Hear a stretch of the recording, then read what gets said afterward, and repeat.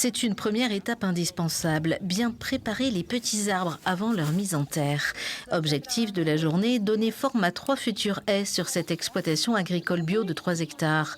Un choix de ce paysan boulanger, installé ici avec sa famille depuis 12 ans.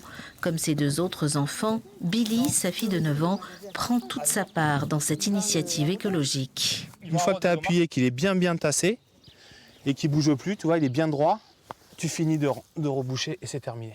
Donc dans 10 ans, quand la haie aura poussé, les arbres auront grandi, elle en aura que 20. Et puis il y aura d'autres générations derrière.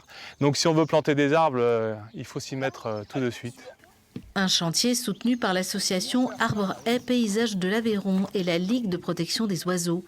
Parmi les 11 bénévoles de la LPO qui mettent la main à la terre, Jean-Claude Issali, convaincu de l'importance des haies pour la biodiversité et pour les agriculteurs. Elles permettent donc de limiter l'érosion, de fixer du ruissellement. Elles font des abris pour les animaux, elles font des abris pour les parasites des cultures. Et bien sûr, il y a pas mal d'oiseaux qui peuvent aussi nicher et trouver des conditions favorables à leur reproduction. Une reproduction à ce jour en baisse de 25% parmi la population d'oiseaux vivant sur les exploitations agricoles. En cause, la disparition en France chaque année de 23 000 km de haies. Une des espèces emblématiques est même en danger d'extinction en Occitanie. Le bruyant jaune, c'est un passereau, on va dire de la taille d'un moineau domestique. Il est en déclin de 85% en Occitanie.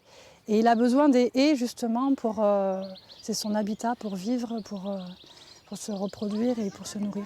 Chaque année, grâce à son programme régional Terre de biodiversité, la LPO contribue à la plantation de 25 km de haies chez une centaine d'agriculteurs du territoire.